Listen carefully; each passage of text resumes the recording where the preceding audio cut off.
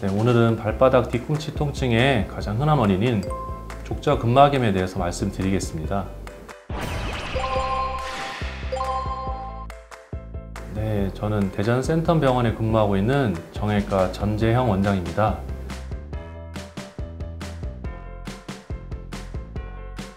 예, 족저근막은 여기서 보시다시피 발 뒤꿈치뼈 안쪽에서 시작해서 발 앞쪽 뼈로 시작하는 큰 섬유 조직을 뜻합니다. 이 족저근막에 염증이 생기는 것을 족저근막염이라고 하는데요.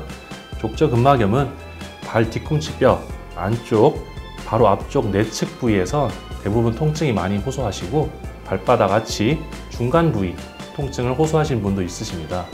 주로 오래 앉아 있다가 서 있을 때, 그리고 자다가 일어날 때, 첫 발을 디딜 때 아프다고 하시고, 이런 통증들은 좀 걷다 보면 호전이 되거나 좀 서서히 없어지는 것이 특징입니다.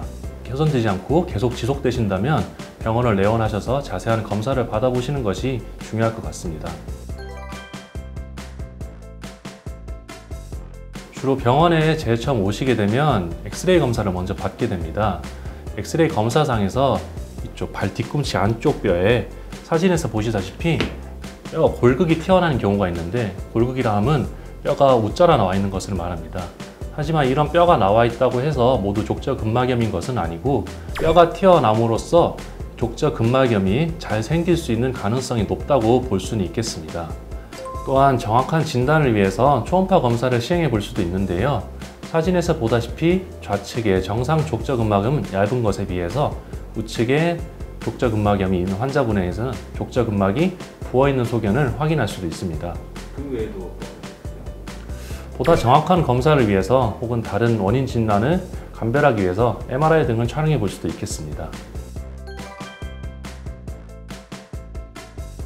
족저근막염의 치료는 비수술적인 보존적인 치료를 하는 것이 원칙입니다. 먼저 증상이 심하지 않은 경우에는 약물 치료와 함께 운동치료, 족저근막 스트레칭, 아킬레스건 스트레칭 등을 먼저 시행해 볼 수 있는데요. 이러한 치료에도 불구하고 증상이 지속되는 경우 충격파 치료를 통한 족저근막의 염증을 완화시켜주는, 혹은 이럼에도 불구한 경우 주사 치료를 시행해 볼 수도 있겠습니다. 발바닥 스트레칭은 앞서 말한 대로 족저근막 스트레칭과 아킬레스건 스트레칭이 이루어져 있는데, 이것을 정확한 방법으로 해주셔야 효과적일 것 같습니다. 먼저 족저근막 스트레칭은 앉은 자세에서 양반 다리를 하고 한 손으로 발가락을 위로 젖힌 상태에서 다른 손으로 발바닥을 만지시면 두껍고 힘줄처럼 만져지는 조직이 바로 족저근막입니다. 이렇게 발가락을 꺾은 상태를 유지하면서 족저근막을 발 뒤꿈치에서 앞쪽 방향으로 손가락 관절을 이용하여 마사지를 해줍니다. 이때 딱딱한 골프공이나 다른 도구를 이용해서 하셔도 됩니다. 두 번째로 아킬레스건 스트레칭은 계단이나 턱을 이용해서 쉽게 하실 수 있는데, 발 앞꿈치로 계단의 끝부분을 디딘 상태에서 무릎을 펴고 발 뒤꿈치가 아래로 내려가게 체중을 실으면 됩니다. 이때 종아리가 쭉 늘어난 느낌으로 스트레칭을 해주시면 됩니다. 족저근막염 환자분들은 잘 낫지 않는다는 말씀을 많이들 하시는데요. 환자분들께서는 앞서 말한 두 가지 운동을 꾸준히 틈날 때마다 자주 해주셔야 효과가 좋습니다.